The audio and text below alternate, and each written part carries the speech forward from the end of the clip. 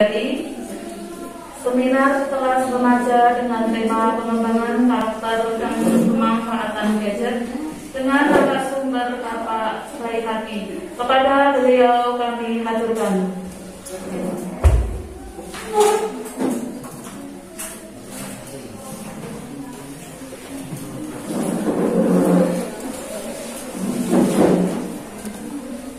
Assalamualaikum warahmatullahi wabarakatuh.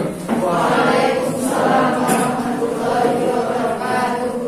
Alhamdulillah, wassalatu wassalamu ala Rasulillah.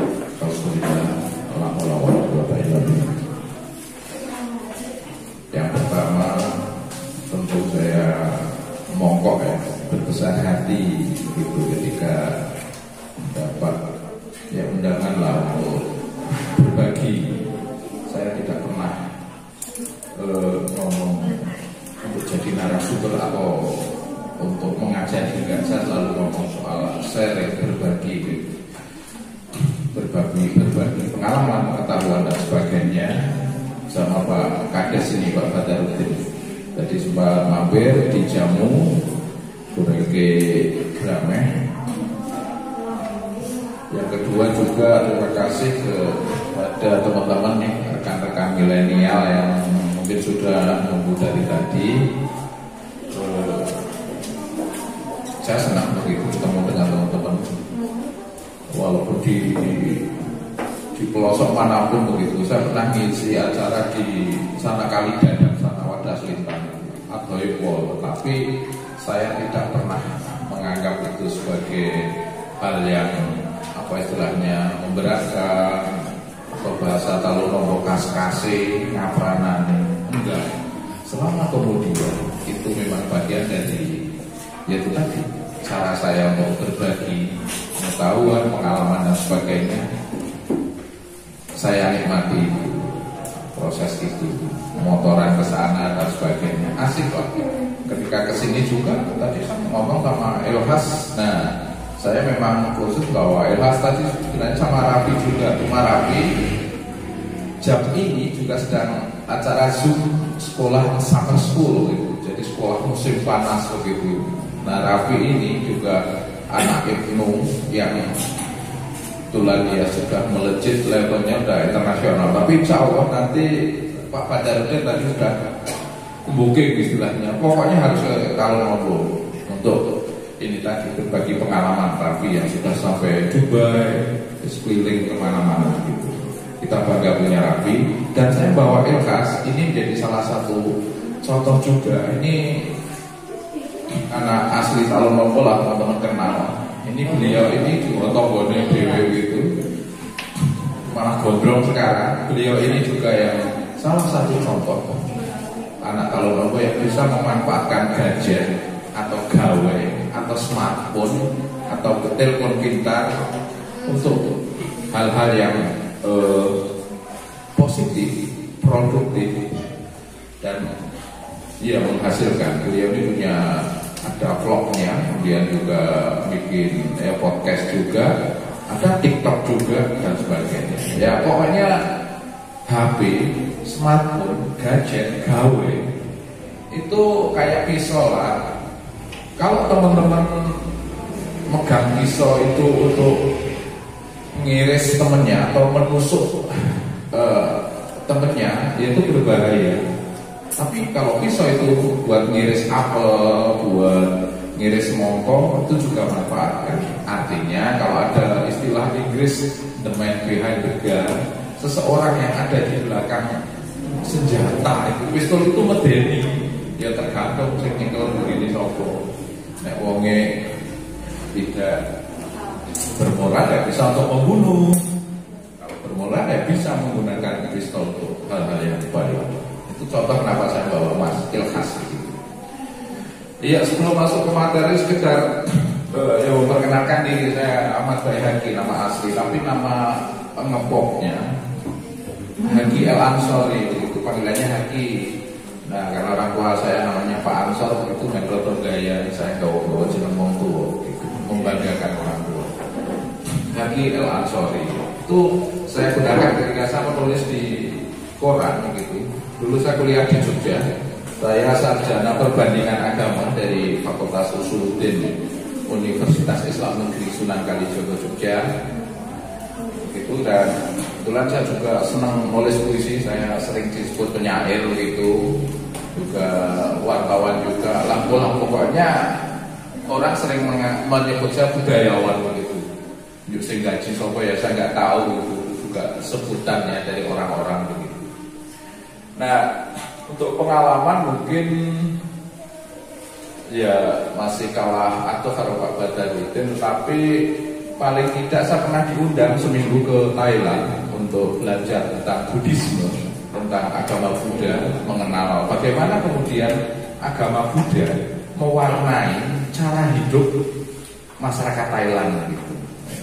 Kemudian selama 3 bulan saya diundang oleh pemerintah Australia untuk live in, untuk tinggal begitu selama 3 bulan, untuk bercerita, membagikan pengalaman tentang bagaimana sih Islam di Indonesia yang moderat, yang ramah, yang orang medeni begitu, bisa ngomong yang apa istilahnya, yang cilik-cilik, yang minoritas, yang ada Kristen, Buddha, Hindu, Cino dan sebagainya. Ya, Konghucu atau Cino gitu. Karena apa? Masyarakat Australia taunya Islam ya, Islam sing medeni sing ngebom kayak di Bali gitu. Jadi mereka menganggap Islam medeni, radikal, senangnya ngebom gitu. Nah, karena mereka cuma dapat informasi dari media, dari TV, dari pemberitaan, akhirnya mereka berkesimpulan ya Islam kayak begitu, sampai kemudian ada usulan dari kongregasi gereja itu ya persekutuan akumulasi gereja-gereja di Australia untuk mengundang langsung salah satu yang penggerak lah, aktivis lintas agama. Ya saya juga nggak tahu, saya juga tidak pernah setor muka atau pamer apa begitu. Tiba-tiba saya ditelepon oleh kedubes Australia untuk berangkat live in di Australia. Jadi saya tinggal setiap minggu berpindah-pindah induk semang begitu. Seminggu di tempat ini, seminggu di sini. Dari mulai Melbourne sampai Sydney begitu. Jadi kota terbesar Australia itu Sydney, yang kedua Melbourne. Melbourne itu kota pendidikan, kalau Sydney kota bisnis. Nah, soal itu saya juga pernah diundang ke Papua untuk menerima penghargaan sebagai penggerak lintas iman di Sentani yang sekarang untuk PON itu, penerbangan yang membosankan 7 jam di udara, tekane kono Sentani ya. Nah itu sekedar gambaran tentang saya. Ya kita masuk ke materi. Ya ini gue ngiming-ngimingi biar teman-teman calon ombo nggak ada yang nggak mungkin lah. Allah tangan lamun darah kono, enggak ada, nggak mungkin. Tetapi sekali lagi, ketika Anda melakukan sesuatu terkait misal dengan pengabdian masyarakat, terkait dengan aktivitas apapun, jangan pernah kemudian ini dijadikan sebagai apa istilahnya, cita-cita pengarah kegiatan masyarakat yang kayak Pak Haki ditulang-tulang. Jangan, jatuhnya gelo, menyesal kalau kemudian tidak terwujud begitu. Ini adalah bagian dari ya kita sebut bonus gitu. Saya melakukan apapun ya contoh hari ini lah, kasarane lagi saya mengulang pakai bahasa kas-kase. Ado ono sapa ketalun ombo yuk ngopo, paling ketemu adik-adik unyu-unyu misalnya begitu. Tapi saya tidak pernah kemudian berpikir kayak begitu. Bismillah, saya ada waktu, saya usahakan berangkat, cabut berangkat. Bahwa kemudian nanti saya ngisi di mana lagi, saya sering ngisi di Lengkong sana, teman-teman Ahmadiyah sana, Binawan Babatan atau Ipol, kali desel, adom meneng. Ya sudah, tak nikmati bagian dari perjalanan untuk tempat-tempat dan sebagainya. Bahwa kemudian kok tiba-tiba kembali lagi ono bonus suruh ke Thailand seminggu, ke Australia. Ya biasa itu bagian dari bonus. Orang nyongko dan sebagainya. Tapi jangan sekali-kali kemudian melakukan apapun kalau berharap hukum-hukum. Ya hukum-hukum iya, tapi aja diharapkan. Begitu nanti belum siker kayaknya wis ngapa-ngapa orang tidak diperhatikan. Kayak lagu itu kasih yang tak dianggap, ya enggak usah kayak begitu. Itu satu hal. Itu juga kaitannya dengan karakter. Biasanya mungkin masuk di pengembangan karakter dan nanti pemanfaatan gadget mungkin saya akan apa istilahnya berbagi pengalaman bercerita tentang Mas Ilhas ini dan juga nanti Raffi terutama. Ya, karakter, komposisi karakter itu orang sering dengan sangat gampang menyebut tentang karakter building, pembangunan karakter seorang. Dan jadi komposisi karakter itu kita mungkin bisa mengambil contoh yang sering dipakai itu sampel itu. Masyarakat Jepang begitu. Bagaimana masyarakat Jepang itu sangat tertib begitu. Antri, tidak buang sampah sembarangan, selokannya bersih, ujar koi itu nama dewe hawanya ngeculi lingsan gitu atau hawanya ada jenuh di sana. Di perkotaan itu koi ikan Bandung kan di sini kan warna-warni dan sebagainya. Selokannya atau kali ini masih temenan begitu. Kok bisa? Atau bagaimana kemudian anak-anak di Jepang begitu makan sekolah itu selalu hampir-hampiran begitu.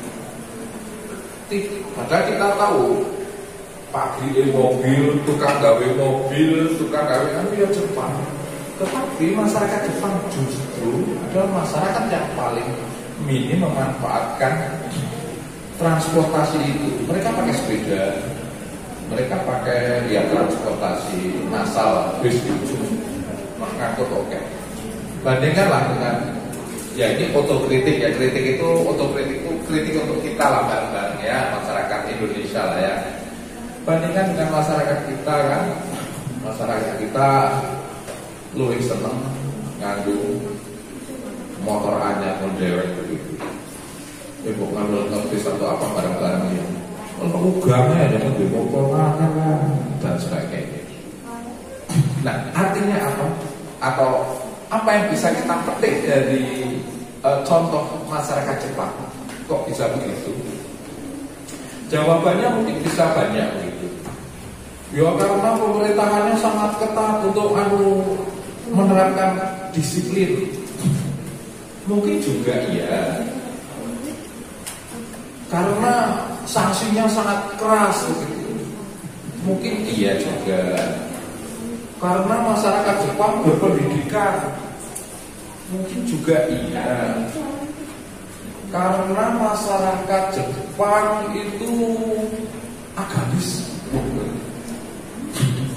Mungkin juga iya. Ya sekedar tahu, sekedar info. Masyarakat Jepang agama aslinya agama Shinto. Nah, itu agama asli Jepang ya. Tapi sekarang juga sudah banyak yang bahkan tidak beragama atau istilahnya agnostik.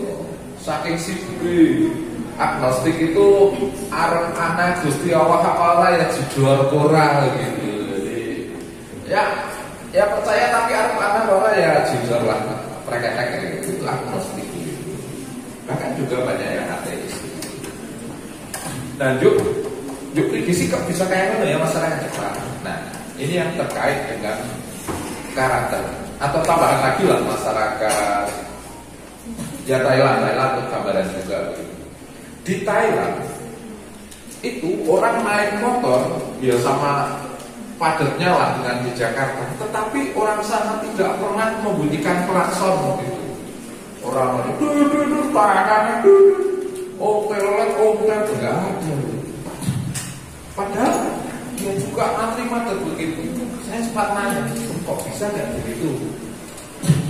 Masyarakat Thailand tidak pernah membunyikan motor, padahal dia jalan hidupannya terganggu, terhambat. Konon menurut mereka itu juga bagian dari karakter masyarakat Thailand yang kemudian percaya bahwa setiap tempat di sekitar mereka adalah vihara. Karena kan Buddha itu tempat ibadahnya vihara.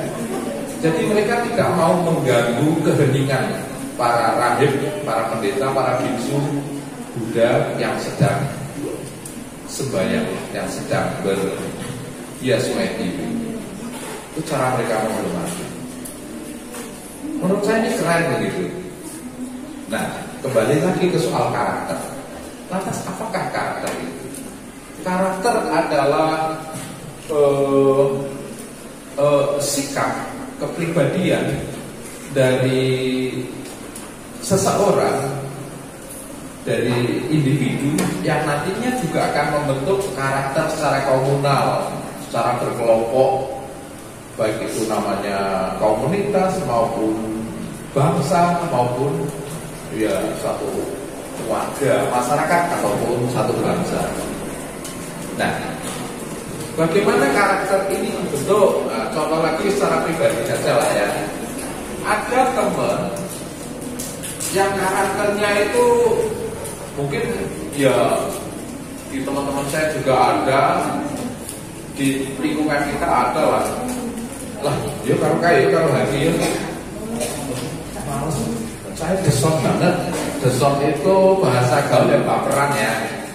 Deson itu baperan. Ya, deson mungkin sudah lama tidak dengar ya Pak Hajarudin ya. Deson baperan ya. Lah, baperan sidik-sidik. Wahmu, cemen. Iya. Sidik-sidik tersinggung, kewonan hati. Padahal kan ini niatnya biar dan sebagainya. Nah, kemudian ada lagi, yuk dolanan karo kain, sampai karo kain galang. Oh, lu dolanan pol. Nah, misal begitu. Atau kemudian wongnya jangan orang pakai orang pandangan dan sebagainya. Nah, karakter ini yang kemudian kalau kemudian tidak kita kelola akan menjadi label, akan menjadi apa istilahnya, ya menjadi ciri begitu bagi tiap orang, ya bagi kita ya. Nah, misal contoh, saya bisa kemudian menggambarkan karakter diri saya, ya karena saya sudah di level yang mengenali diri saya begitu. Dan saya maklum ketika teman-teman misal kalau saya gitu, yuk urusan misal ada urusan ada konflik antar agama, ada pertentangan antar agama, apa wong padulan baik atas nama itu tadi soal keyakinan, itu yang digawa mesti saya begitu. Nanti jadi kok nek iki ngaruh pihaknya wongnya luluh gitu. Ya karena karakter saya memang karakter nggak tahu. Karakter saya itu karakter iso ngeluk lah istilahnya begitu. Marai ngepok-pok senane nopo Pak nopo. Waduh Mas niki lho. Kula mboten seneng nek carane ngoten niku. Waduh di kula wong non muslim yo ana. Iku tapi mung ceritane sekali kan jagoane ngopi-ngopi. Pokoke mboten anu lah. Kemudian saya konfirmasi yang satunya lagi, saya sikap. Ini masuk di salah paham ini dan sebagainya. Nah, karakter yang sudah kadung tertempel di saya adalah sosok yang menghindari konflik, tidak suka konflik. Yang kedua, karakter pendamai begitu. Karakter yaitu tadi ngomong, ngepok-pok. Nah, bandingkan misalnya dengan Pak Badarudin, karena saya juga kenal dengan beliau ini, karakternya tegas, apa istilahnya, lugas begitu, tidak kenal kompromi, kurang yang sengit begitu. Alah rasa teman-teman misalnya gitu. Yuk, sikap karakter itu benar, ini juga soal benar dan salah. Setiap orang sejak lahir punya potensi genetik yang berbeda-beda. Nah, ini yang nantinya akan membentuk karakter masing-masing. Meskipun nantinya karakter pembentukan karakter ini juga nanti berkaitan misal dengan pengalaman dia selama kemudian yaitu tadi tumbuh dewasa itu tadi. Pak Badarudin kemudian merantau karena dari kecil susah, dia harus dia caranya survive. Tadi sudah cerita sekolah nang Purworejo mlaku tekan Silindro ya lepoh sama saya dia misal begitu. Tapi itu dilakukan Sangu, boro-boro sangu pas sekolah yang malas kayak sekarang. Boro-boro itu kan bisa sekolah makan bayar. Apa angkutan aja sudah cukup, sudah wis alhamdulillah dan sebagainya. Itu yang membentuk karakter, tidak manja, karakter lugas, karakter sing ora pengen kakean saya itu. Beliau kemudian merantau lah, Malaysia ya Om ya, Malaysia. Ya di sana kan ya kasarannya apa negeri wong itu, di negeri jiran sing ora kenal kanake ini. Ya dia juga harus piye carane survive, harus bertahan, piye carane urip, piye carane dan sebagainya. Ya harus keras lah, nek menye-menye nanti ditindas, dinyek, alah wong indon iki kan bayi kena kalau iki misal dinyek-nyek, dibully ya. Karena dia kan karakternya tumbuh dari sejak kecil sudah prihatin. Kan di sana bisa tahu waktu tatak tegar, akhirnya bisa sukses begitu.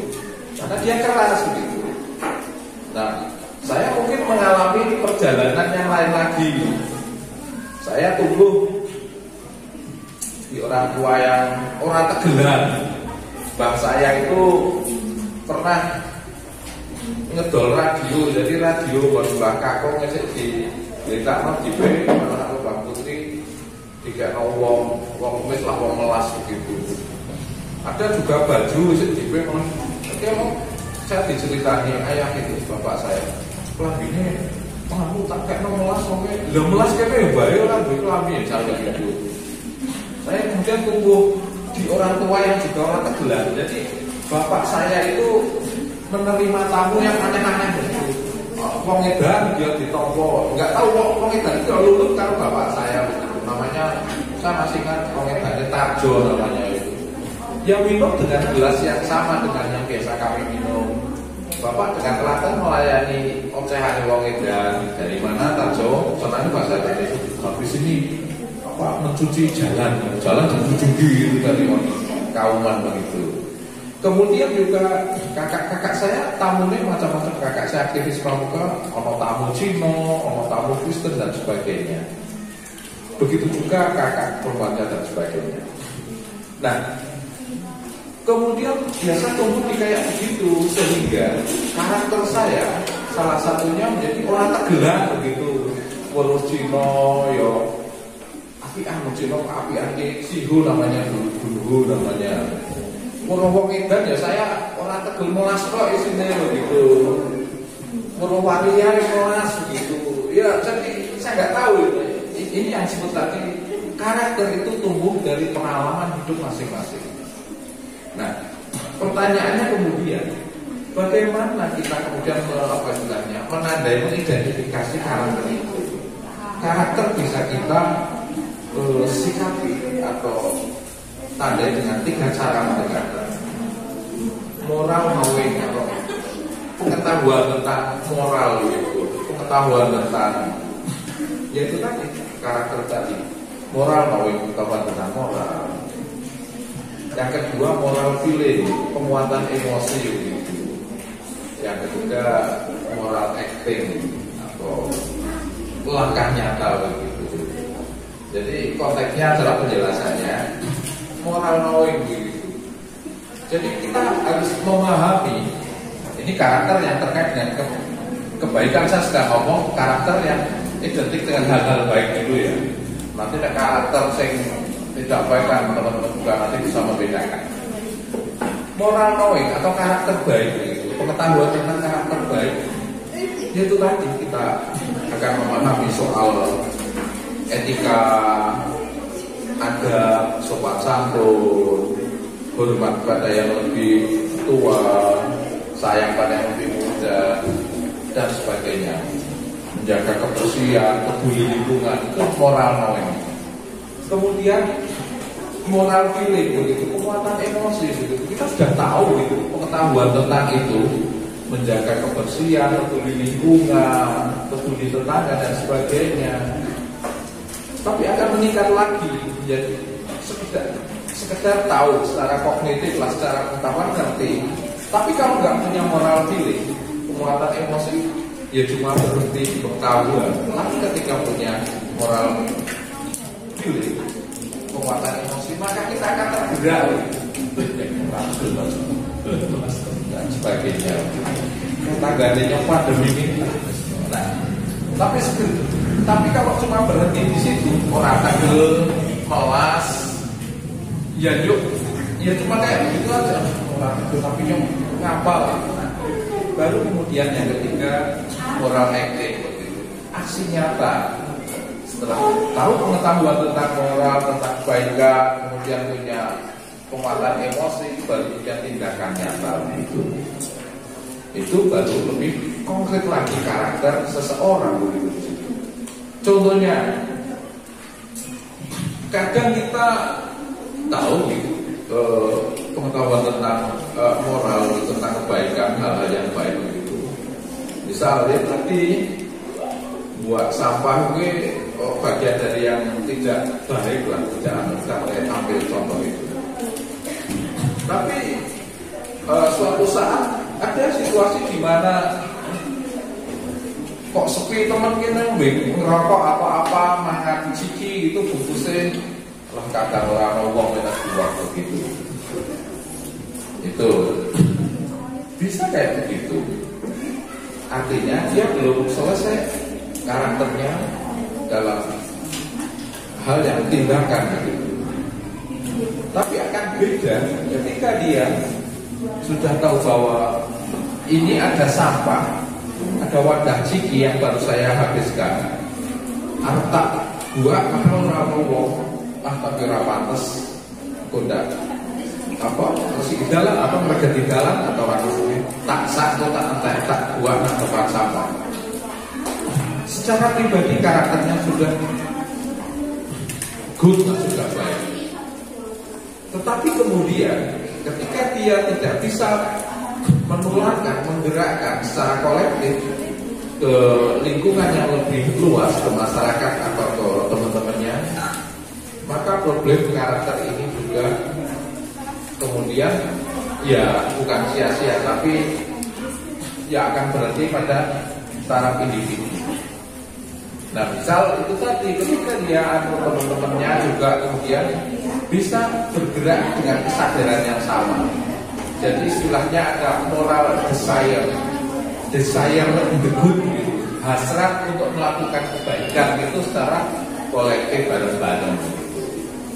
Yang Allah buat teman paprio teman kayak penilaian aja orang buat karena baik, Allah benar dan sebagainya. Itu contoh moral yang tidak baik.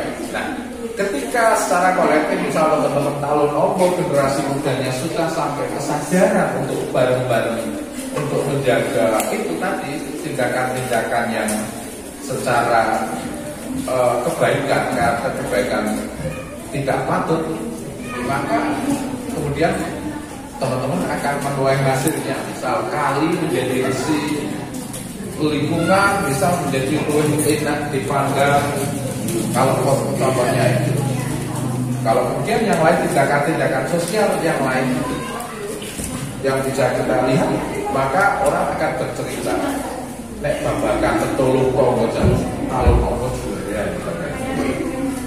Nah, inilah kemudian karakter yang disebut dengan pembentukan karakter. Karena pertanyaannya itu tadi, karakter itu muncul dengan sendirinya gawat bayi, atau karakter itu bisa dibuat, atau karakter itu bisa apa istilahnya dipelajari berdasar pengalaman. Ya, karakter itu tadi tumbuh dari cikal bakalnya mungkin secara genetis, tetapi lebih banyak dari pengalaman-pengalaman, interaksi dengan lingkungan sekitar, dengan pengalaman hidup yang tahapannya dari mulai pengetahuan, kekuatan emosi, dan tindakan. Sampai kemudian karakter itu adalah sampai pada titik yang disebut dengan desire in the good, hasrat untuk melakukan kebaikan. Nah, ketika teman-teman sudah sampai di hasrat melakukan kebaikan, apapun nanti bidang profesi masing-masing, tidak semuanya harus jadi opo dan sebagainya. Tapi babakan berbuat hasad, melakukan kebaikan itu sudah menjadi sikap pola tindakan atau sikap hidup Anda, maka Anda sudah disebut sebagai orang yang punya karakter begitu.